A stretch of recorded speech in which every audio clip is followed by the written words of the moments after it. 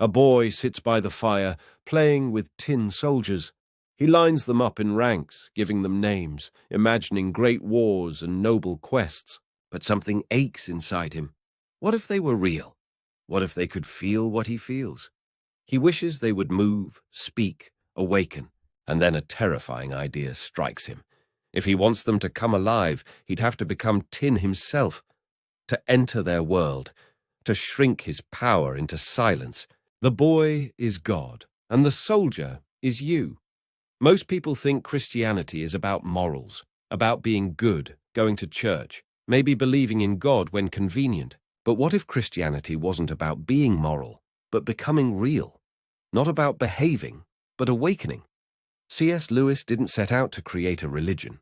He was once an atheist, an intellectual, but he kept hearing something, a whisper beneath the noise, a signal in the silence, something deeper than emotion and stronger than logic, a moral law. And when he followed it, he didn't just find answers, he found a person. In this video, you're going to see why mere Christianity, stripped of politics, denominations, and superstition, isn't a cage for thinkers, but a lifeline for searchers. You'll walk through 20 awakenings. Each one peels back a layer of tin and reveals what your soul was made for. And the paradox? The more you surrender, the more alive you become. Because Christianity isn't a rule book, it's a rescue mission. And you're the soldier still waiting to move. Let's begin. Have you ever tried to silence a song stuck in your head, only to find it growing louder the more you resist? That's what morality is. It's not a law written in books. It's a rhythm written in your bones. Across every culture, every era, every war-torn battlefield and boardroom, we find echoes of the same haunting melody. Do unto others. Protect the weak. Don't lie. Don't steal. Don't betray. But here's the twist. We all know the tune, and we all break it. Why does that matter? If we were simply chemical accidents floating on a cosmic rock, why would betrayal feel wrong? Why would justice matter to a dying species? Why would we even feel guilt when no one is watching? C.S. Lewis called it the moral law. Not preference, not survival instinct, but law. And not a law we created, because if we did, we could change it at will. Instead, this law feels above us, like a referee outside the game, a voice we didn't invent, but can't ignore. Picture it like this. You're walking through a dark forest. There are no signs, no map, no voice. And yet, you keep finding footprints, not yours. Someone has walked this path before. And every time you lie or cheat or lash out, you feel like you've stepped off that path. The ache inside you isn't embarrassment, it's homesickness. That's the whisper you can't unhear. The whisper that says, you were made for more. And if there is a law, there must be a lawgiver. Someone who wired the world with justice and wove your conscience with purpose. This isn't about religion, it's about resonance. Even atheists appeal to fairness. Even skeptics cry out for justice. Morality is the universal clue that we're not alone, that someone is calling. That maybe, just maybe, we were designed to hear him. But here's the haunting question. If we all hear the whisper, why do we all ignore it? And if it leads somewhere, what happens when we choose not to follow? You look into a mirror. It's cracked, but not shattered. Enough to reflect your face, but fractured just enough to distort it. That's what the moral law becomes when you know it, but can't live it. You still see the ideal, you just can't reach it, and it tortures you. C.S. Lewis didn't start by preaching salvation, he started by showing the fracture. That moment when you realize you've broken something inside yourself that you didn't even create. And no matter how many books you read, mantras you chant, or rules you follow, you still fall short. Think about it. We admire honesty, yet we lie. We crave kindness, yet gossip. We dream of justice, yet harbor revenge. This isn't just inconsistency, it's rebellion. And here's the dangerous twist. The more we fail to live up to the law, the more we pretend it doesn't exist. We relativize it, we mock it, we turn it into memes and punchlines. Because it's easier to laugh than to face the ache of who we're not. Lewis doesn't say this to condemn you. He says it to free you. Because unless you see the fracture, you'll never look for the healer. Unless you feel the crack, you'll never cry out for wholeness. In wartime London, Lewis saw people praying in bomb shelters who had mocked God in the pubs. It wasn't hypocrisy, it was memory. In the face of mortality, they remembered the whisper, remembered that they were made for something better. And when the mirror shatters, what do? We either run from the truth, or we run toward the one who can remake us. Because deep down, we don't just want to be forgiven, we want to be restored. We don't just want pardon, we want peace. And peace only comes when the fracture is healed from the inside out. So here's the question. If we all carry this brokenness, why do some pretend they're whole? And what happens when pretending becomes our new identity? Imagine a concert hall where a grand piano sits alone in silence. The audience stirs, no musician appears, and yet, faintly, you feel something, a vibration in your chest, a memory of music, a note you can't name. That's what it's like trying to believe in God when he feels absent. C.S. Lewis was no stranger to this silence. After surviving war, losing his mother young, and walking away from childhood faith, he didn't find God in lightning bolts, but in longing, a persistent ache, a homesickness for something he'd never seen, but somehow remembered. The argument he built was not from miracles, but from meaning. If we're just biological matter, why does beauty stop us? Why does nature move us to tears? Why does sacrifice pierce us with both pain and glory? Lewis called it joy, not happiness, but a stab of longing, a moment where you glimpse something beyond. But here's the twist. The more you chase it, the more it slips away. That's because the longing is not for the thing. It's for the source, like hearing a distant symphony in a shell. You're not meant to stay there. You're meant to rise and search for the musician. In this longing, atheism can't explain the ache. Nihilism can't explain the beauty. Science can measure the vibration, but not the meaning. Lewis realized that if he was just a product of blind nature, he shouldn't trust his longing. But if there was a composer, then his desire made sense. And silence wasn't absence, it was invitation. Like a composer letting the pause stretch before the crescendo. The question isn't, where is God? It's, why does your soul still hear him even when the room is silent? Maybe faith doesn't begin with answers. Maybe it begins with desire. But if the musician is real, if he's out there, what if he's not just waiting for you to listen, but already walking into your world, instrument in hand? We love the idea of a kind God. Gentle, forgiving, always understanding. A divine therapist who listens without judgment, a cosmic grandparent who smiles and says, it's okay. But C.S. Lewis warned us, a God who is only kind is not God. He's a dream, a mirror of our desires. True love isn't passive, it's fierce, and true goodness can be terrifying. Think of a surgeon. If your body is poisoned, you don't want someone to pat your hand. You want someone who will cut deep enough to save you. Lewis says that God is not safe, but he is good. And that makes all the difference. A kind God might let you rot slowly, smiling all the way. But a holy God will do what it takes to purify you, even if it breaks you, even if it hurts. Imagine being in a burning building. You scream for rescue, but when someone finally kicks down the door, they're not gentle. They're rough, urgent. They drag you out choking, tearing through smoke. Is that cruelty, or is that love in action? That's the image Lewis paints of holiness. God's love is not soft, it is relentless. It's the kind of love that will not let you stay small, safe, or hidden. And when you pray for comfort, sometimes he gives you fire. Why? Because comfort is not the goal, redemption is. Deep down, we don't need a God who makes us feel better. We need a God who makes us new. Lewis knew this personally. His conversion wasn't emotional, it was surgical. He described himself as the most reluctant convert in all England. God didn't seduce him, he pursued him, cornered him with truth until his resistance crumbled. So the next time you wonder why God isn't making life easier, ask yourself, do you want kindness or healing? Because healing will wreck you before it saves you. And if that's true, then what kind of rescue is he preparing for us next? What if the creator of the universe became a spy? Not in power, not in glory, but in disguise. slipping behind enemy lines, taking the form of weakness. That's what Lewis suggests happened with Jesus Christ. Not a myth, not a metaphor, but a divine invasion, cloaked in human flesh. Imagine this. You're trapped in occupied territory. You've forgotten freedom, grown used to chains. Then a rumor spreads. A stranger has entered the city. He doesn't look like a king. He eats with beggars, touches lepers, bleeds when cut. But everywhere he goes, people change. It's not just what he says, it's what he is. That's the scandal of Christianity. Not a prophet pointing the way, but a king becoming dust, becoming one of us. Why would God do that? Because we wouldn't have survived his glory. So he wrapped it in weakness.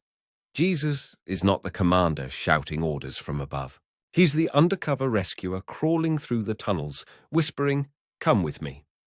Lewis argued that Jesus doesn't give you the luxury of neutrality. His claims are too outrageous. If he's not who he says he is, he's either a lunatic or a liar. But if he is who he says he is, then he's the God who ate fish, wept over friends, and let his own creation nail him to wood. This is not how a man invents God. This is how God shatters man's expectations. The idea that the author would write himself into the story and suffer the consequences of the plot broke every religious mold Lewis had ever known. It undid him. And it might undo you too. Because if Jesus really is God in disguise, then everything changes. He's not just calling you to admire him. He's calling you to follow. And the first step is seeing through the disguise. So if Jesus is the spy, what is his mission? And what was he willing to risk for it? Picture a man standing in the middle of a street claiming to be God. Not a poet, not a preacher, just a man saying he made the stars, that he can forgive your sins, that eternal destiny bends at his feet. What would you think? That he's delusional, dangerous, or divine? C.S. Lewis framed it simply. Jesus doesn't give you the option to call him a good teacher. That door is closed because good teachers don't claim to be God, and sane men don't call themselves the light of the world. This is the trilemma Lewis made famous. Either Jesus was a liar, consciously deceiving millions, or a lunatic, utterly delusional. Or he was exactly who he said he was, God in flesh, and that's the terrifying beauty. You can't dismiss Jesus as a moral guru. He didn't come to give advice. He came to declare a revolution of reality. Think about it. No founder of any other major religion claimed they were God. Only Jesus made the claim that everything, life, death, forgiveness, eternity, hinges on him. And his life didn't contradict that claim. He didn't gain wealth. He didn't build an army. He walked into death, knowing he'd be abandoned by his friends and hung between criminals. A liar wouldn't do that. A lunatic couldn't. That leaves one option. He was telling the truth. And if that's true, it forces a response. You can't just nod politely. You either fall at his feet or turn away. Lewis didn't believe out of emotion. He believed because the logic cornered him. Because if Jesus is Lord, then everything, your past, your pain, your purpose, must be reimagined through him. So ask yourself, if a man really did rise from the dead, what else in your life would you have to resurrect? And if this man is who he says he is, what's the next lie in you he's ready to confront? Pride is the only disease that makes everyone around you sick while you feel invincible. It's the invisible rot beneath noble words, the shadow behind good deeds. And according to C.S. Lewis, it is the sin, the root of all others. He calls it the complete anti-God state of mind. Because pride doesn't just whisper, "I'm good." It hisses, "I'm better." It doesn't crave beauty. It craves comparison. It doesn't want love. It wants superiority. Pride was the sin that turned an angel into a devil. Lucifer didn't hate God's goodness. He wanted to replace it. He wanted the throne. And every time we elevate ourselves above others, we replay his rebellion. You might not say it aloud, but pride is subtle. It's in the smirk when someone fails, the quiet triumph when you're praised, the need to win every argument. And here's the catch. The more religious you are, the more dangerous your pride becomes, because pride can wear the mask of virtue. Lewis says, it is the devil's most effective tool. Imagine it like this. Your soul is a mirror. Its purpose is to reflect the glory of God, but pride turns it inward. The light bends, warps, breaks, and suddenly you don't see God anymore. You only see yourself, but you were never designed to be the source. You were designed to shine something greater. Lewis isn't saying confidence is evil. True humility isn't thinking less of yourself. It's thinking of yourself less. It's the freedom of not needing to be seen, because you already are, by someone who matters more. And that someone isn't asking you to shrink. He's asking you to shine without stealing the spotlight. So look closely. Where in your life has pride disguised itself as strength? What if your greatest weakness isn't failure, but the illusion that you've already arrived? Because to awaken, you must kneel. And the next awakening, it will take you to a hill soaked in blood, where pride dies and love begins. There's a hill outside Jerusalem where 2 beams of wood held the weight of the world. A man hung there, not as a victim, but as a volunteer. C.S. Lewis didn't come to the cross with sentimentality. He came as a skeptic. But when he saw the logic of love hidden inside that horror, he couldn't unsee it. Here's what he discovered. Christianity isn't about people becoming better. It's about dead things becoming alive. And that transformation required a cost, a cosmic exchange. Imagine standing in a courtroom, guilty beyond defense. You've lied, hurt, betrayed, not just people, but your own conscience. The verdict is just. But then the judge removes his robe, steps down, and says, "I'll take the sentence. You go free." That's what the cross is. Not divine child abuse, not an angry God punishing an innocent son, but the author of the story writing himself into the page to absorb the broken ink of our rebellion. Jesus wasn't killed. He gave himself. Not because we deserved it, but because love doesn't wait for worthiness. It moves first. And in that moment, 2 things collided, justice and mercy. Justice said, sin must be paid for. Mercy said, I'll pay it. Lewis called this the good infection, Christ's life, poured out, so that ours could be remade, not just forgiven, but transformed, because a pardon only erases. But grace rewrites. And here's the twist.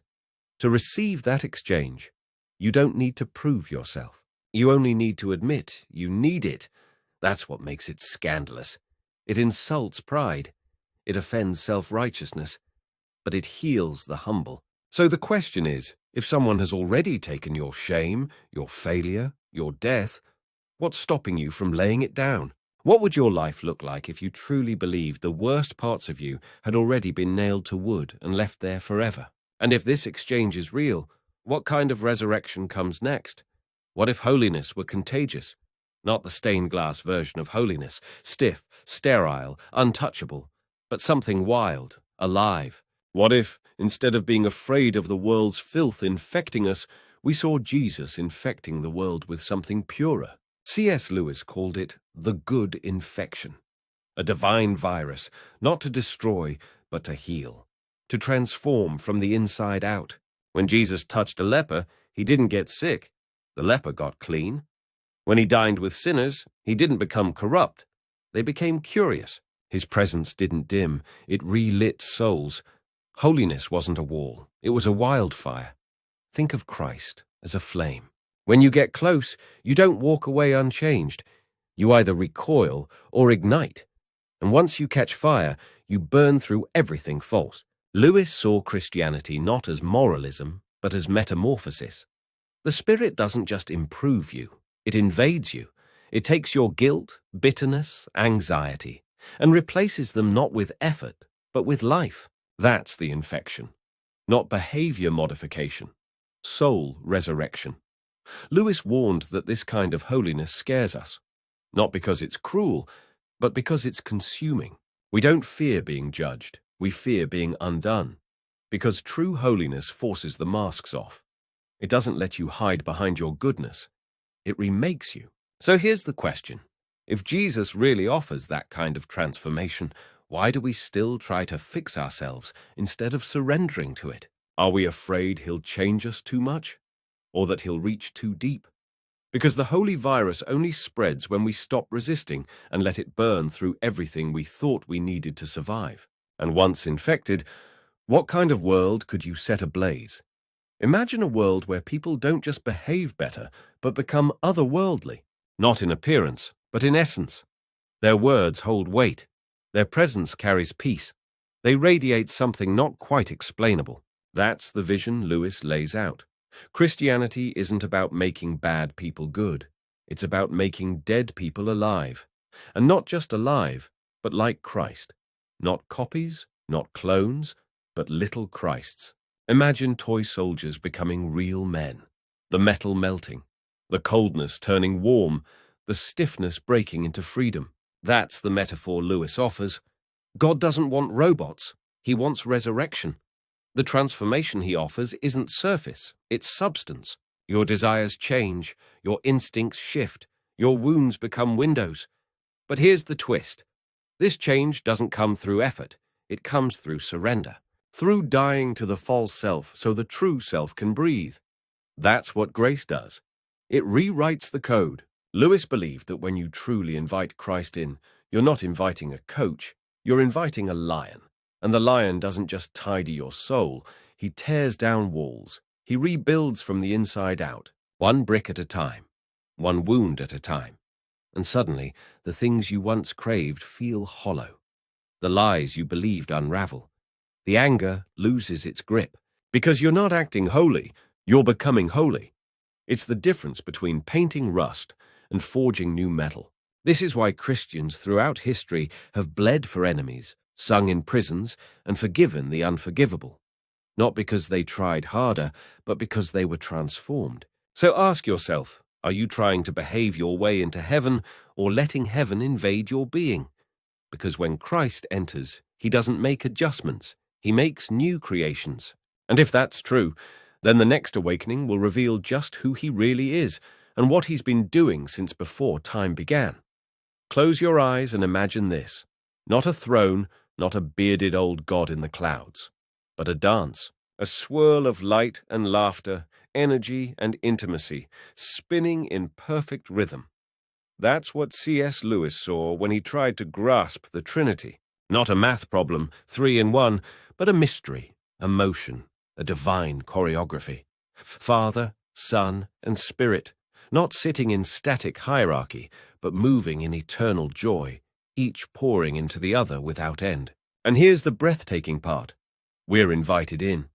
Christianity is not about climbing a ladder to God. It's about being swept into the dance. This dance is not about dominance. It's about delight. The Father loves the Son. The Son honors the Father. The Spirit glorifies them both. And in this rhythm of giving, we find the very definition of love. Not need, not transaction, but self-emptying joy. Lewis believed that this inner life of God, the Trinity, is what we're truly hungry for. Every longing for connection, every ache for intimacy, every burst of laughter in community is a shadow of that eternal flow. The dance is where we came from, and it's what we've forgotten. Sin isn't just rule-breaking, it's stepping out of the rhythm. It's trying to solo a performance meant for harmony. And salvation? It's God reaching out a hand, whispering, "Come back. Let me lead." But here's the tension. We resist the steps. We cling to control. We fear looking foolish. Yet the moment we let go, even clumsily, the rhythm begins to return. We find grace in the stumble, music in the silence, light in the spin. So the question becomes, are you still trying to choreograph your own life? Or will you join the dance you were born for? Because in the next awakening, you'll discover how this rhythm moves through time itself, bending past, present, and future into a single eternal breath. We measure life in hours, days, years, a beginning, a middle, an end. We watch clocks, chase deadlines, fear aging. Time owns us. But what if God doesn't live in time? What if he sees your whole life, the failures, the turning points, the secrets, the prayers, not like a line, but like a painting, all at once? C.S. Lewis imagined God not standing above time like a king on a cloud, but outside it, like an author outside the page. He sees the first chapter and the final sentence simultaneously. To him, your now is never isolated. It's connected. That means when you pray today, God isn't delayed. He answers from a realm where past, present, and future kneel together. When Christ died on the cross, it wasn't a one-day sacrifice. It was an eternal act reaching into every moment, every betrayal, every hidden grief, every future sin. That's the staggering truth. God's mercy is not bound by your schedule. His grace doesn't expire. His presence isn't late. Think of it this way. You're a character in a story. You move page by page. But the author, he holds the whole book in his hands, and he's still writing. That means what feels like delay might be preparation. What feels like silence might be design. Lewis warns us, don't demand that God fit your timeline. You'll only shrink him into something too small to worship. Instead, let his eternity reframe your now. What if your unanswered prayer today is already answered in a moment you haven't reached yet? What if your past pain is folded into a redemption still unfolding? And what if God's patience with you is the same patience he's using to rescue someone you haven't even met yet? In the next awakening, we'll step into that paradox deeper, because what if becoming real means pretending first? And what if that's not deception, but design? It sounds like a lie. Pretend long enough and you'll become it. But what if it's not pretending in the shallow sense, but practicing until it rewires your soul? C.S. Lewis makes a startling claim. When it comes to becoming like Christ, faking it can be the first step toward faithing it. He compares it to a child dressing up like a grown-up, not to deceive, but to grow into the role. Imagine walking into a hospital as a patient, but the doctor hands you a coat and says, "Today, you're the healer." At first, your hands shake. You feel like a fraud. But as you listen, study, act, you begin to absorb something deeper. You're not faking anymore. You're forming. That's how holiness works. You don't wait to feel perfect before acting in love. You choose love, and your soul slowly aligns. The world says, be true to yourself. But Lewis reminds us, your current self is not your truest self. It's your draft, not your final chapter. The only way to become your real self is to imitate the one who is real, Jesus. And imitation isn't hypocrisy. It's humility. It's saying, I'm not there yet, but I'm stepping anyway. Think about it. When a child pretends to be brave, something shifts. When someone forgives before they feel like it, healing starts. When a heartbroken person chooses to serve, joy sneaks in. You don't become holy by waiting for a mood. You become holy by moving toward the light, step by trembling step. Lewis reminds us, the mask you wear when imitating Christ is not a mask at all. It's a mirror, slowly reflecting the glory you're being drawn into. So if you're waiting to feel ready, to feel worthy, to feel spiritual, stop. Start walking. Start acting. Not to fake it, but to awaken it. Because the next awakening will show you what happens when you don't, when you lock the door to your soul from the inside and throw away the key.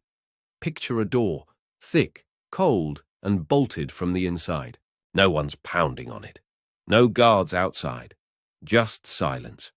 Inside, a figure hunches in the dark, arms wrapped around themselves, muttering, I don't need anyone. I don't need help. I'm fine. That's C.S. Lewis's image of hell. Not a torture chamber, not fire and pitchforks, but isolation. Chosen, defended, repeated. He writes, the doors of hell are locked on the inside. In other words, hell is not punishment forced on people by an angry God. It's the natural result of saying, leave me alone until God finally does. It begins subtly. You nurse a grudge, refuse to forgive, resist change, and each choice becomes a brick, until one day the wall feels normal, comfortable even. Pride justifies it, pain rationalizes it, freedom, you say, but the freedom becomes a prison, a kingdom of one. Lewis didn't believe in a God who delights in damnation, but he did believe in a God who respects our will, even when it destroys us. That's the terrifying beauty of love. It never forces. It invites, Hell, then, is not crowded with the damned begging for heaven. It's filled with people who have lost the desire for anything but themselves. They are curved inward, endlessly echoing their own voice. And the tragedy. They once heard the whisper, the music, the invitation, but now only silence. And yet, even then, Lewis hints that God still aches, still loves, still waits, because the door, though locked, has a key, but it can only be opened from within. So ask yourself, where are you building walls? What hurt are you clutching like treasure? What truth are you silencing? Because every yes to pride is a step into isolation, and every yes to grace is a knock from the other side of the door. And in the next awakening, we'll fling that door open and see what home really looks like. We think of heaven as clouds, halos, maybe golden streets, but what if it's something far more intimate? C.S. Lewis reimagines heaven not as a reward for good behavior, but as the place where you are fully known and fully loved. Not a prize, a person, not a mansion, a home. Imagine standing before a presence so radiant it sees everything, every regret, every secret, every fracture, and doesn't recoil. Instead, it calls you beautiful, welcomes you in. That's heaven. Lewis said the deepest human desire isn't for pleasure, but for recognition, to be truly seen. And this is what sin distorts. It makes us hide, perform, compete. But heaven unmasks us gently, gloriously, and says, "You are mine." In that moment, your soul will remember its name. And it won't be shame. It'll be joy, not the giddy kind, the grounding kind, the kind that makes you whole. Lewis warned us not to trivialize heaven. It's not just a longer vacation. It's the fulfillment of every ache we've ever carried. Every act of justice, every longing for love, every tear of worship is a seed planted toward that garden. And here's the breathtaking truth. Heaven doesn't start later. It starts now. Every moment you surrender pride, love an enemy, speak truth, forgive deeply, you invite heaven in. You tune yourself to the frequency of eternity. Jesus said, "The kingdom of God is within you." That means you're not waiting for a future escape. You're awakening to a present presence, a voice whispering, "You are not forgotten. You are not alone. You are seen." So ask yourself, what would it look like to live as if heaven wasn't a someday fantasy, but a here and now reality breaking through the cracks? And what if the love that waits for you there is already reaching for you here? In the next awakening, we'll explore how that love echoes in our most sacred human relationship and why it's far more than romance. We light candles, write vows, cry at weddings, but do we understand what we're entering? C.S. Lewis didn't treat marriage as a fairy tale or a legal contract. He called it a mystery, a glimpse of something eternal, not just a celebration of love, but a shaping of souls. In a world obsessed with chemistry and compatibility, Lewis cuts deeper. Marriage, he says, is not about two people staring at each other forever. It's about them standing side by side, staring in the same direction, toward God. Real love is not the flutter in your chest. It's the decision in your bones. Romance may spark the flame, but only covenant keeps it burning. And the fire? It's meant to refine, not just warm. Picture two flawed people in a mirror maze, each reflecting each other's light and shadow. That's marriage, a divine forge where selfishness is melted and holiness is hammered out. Lewis reminds us, love is not a feeling that lasts. It's a practice that transforms, a promise that sharpens, that holds on when attraction fades, that forgives when bitterness screams, that hopes when disappointment settles like dust. Why? Because marriage is not just about happiness. It's about holiness. It's not a retreat from the world. It's a battlefield for the soul. And every sacrifice, every fight for connection, every moment of patient grace becomes a parable, a picture of Christ and his bride, the church, a rehearsal for the final wedding feast. Lewis never claimed marriage was easy, but he knew its beauty lay not in perfection, but in perseverance, in the choice to keep choosing. So ask yourself, are you chasing a love that makes you feel alive, or one that makes you become more alive. Because when you love someone with God at the center, you're not just falling, you're becoming. And in the next awakening, we'll meet the God who made that possible, the one who chose to shrink down, to bleed, to suffer, all for love. Most gods climb higher. This one stepped down. Most kings demand tribute. This one washed feet. Most creators stayed distant. This one became dust. C.S. Lewis was stunned not just by Jesus' power, but by his restraint. The Incarnation, he said, was the miracle of all miracles. God, becoming a fetus, a baby, a boy with dirt under his nails. Why? Because real love doesn't shout from the sky, it enters the silence. Think of a novelist writing themselves into the story, not as a superhero, but as a peasant. Power clothed in poverty, immortality cloaked in skin. That's what the Incarnation is. God didn't shout, "I love you," from a mountaintop. He whispered it in a manger. Jesus didn't just come to die. He came to be with us, to walk our streets, touch our wounds, speak our language. He didn't cheat with divine shortcuts. He got tired, hungry, tempted, broken. And in doing so, he dignified every human moment. Lewis said this act was so humble, so inverted, that no human mind could have invented it. It didn't match religion's expectations. It didn't flatter pride, but it pierced the heart. Because this wasn't a rescue mission from a safe distance. It was an invasion by a king who let himself be crushed. That's how much he wanted you. Not to intimidate you, but to reach you. And if God was willing to shrink himself for love, what parts of yourself are you still protecting? What heights are you clinging to, afraid of becoming small? Because the next awakening will show us the result of forgetting that humility, when men sever soul from body, heart from truth, and create a world of clever monsters with no chests. He's brilliant, articulate, educated. He can dissect a poem, argue a theory, command a boardroom. But when it comes to virtue, he's hollow. No courage, no conviction, no compass. C.S. Lewis called him the man without a chest. Not physically, but spiritually. Because between the intellect and the appetite, there's supposed to be something else. The chest. The seat of moral formation. The place where reason and emotion meet and become character. And modernity, Lewis warned, is mass-producing men who are all head and belly, but no heart. Our schools teach critical thinking, but forget to train virtue. Our culture rewards cleverness, not courage. Our heroes are witty, not wise. And so we raise generations of skeptics who know how to dismantle beliefs, but don't know how to live for anything real. Imagine a society that mocks honor, deconstructs meaning, and relativizes truth, and then wonders why it breeds despair. That's the crisis Lewis saw. And it hasn't gone away. If anything, it's deepened. In a world of algorithms and avatars, we've forgotten how to be human. The chest is not about being emotional, it's about having moral muscle, the ability to feel rightly, to resist what is wrong not because it's illegal, but because it's ugly to the soul. And the terrifying irony? We're entertained by chaos, but starved for meaning. We mock righteousness, but weep when it disappears.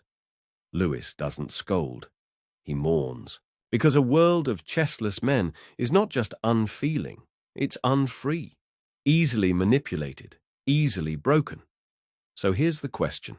In your pursuit of brilliance, have you neglected your center? Are you sharpening your mind while starving your conscience? Because the next awakening won't give you a theory. It will give you a reality so vast, so blindingly true, that all the clever arguments will melt like wax before it. Forget the stained glass, the pews, the sermons. Strip it all away. What's left? If the rituals crumble, the buildings burn, and the hymns go silent, does Christianity still stand?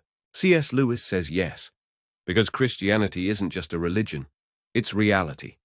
It's not a Sunday morning system. It's the truth about everything. Picture this. You're wearing a pair of glasses. At first, they seem like just another lens. But then, you realize you're not just seeing through them. You're finally seeing clearly. That's what Christianity is to Lewis. A lens, not just for belief, but for being. He writes, I believe in Christianity as I believe the sun has risen, not only because I see it, but because by it I see everything else. That changes everything. You don't compartmentalize your faith. It saturates your thinking, your loving, your doing. You don't just study God, you see his fingerprints in art, science, justice, and desire. And if you remove Christianity, you're not just left with neutrality, you're left in the dark. Lewis knew this firsthand. He had tried atheism, tried myth, tried intellect.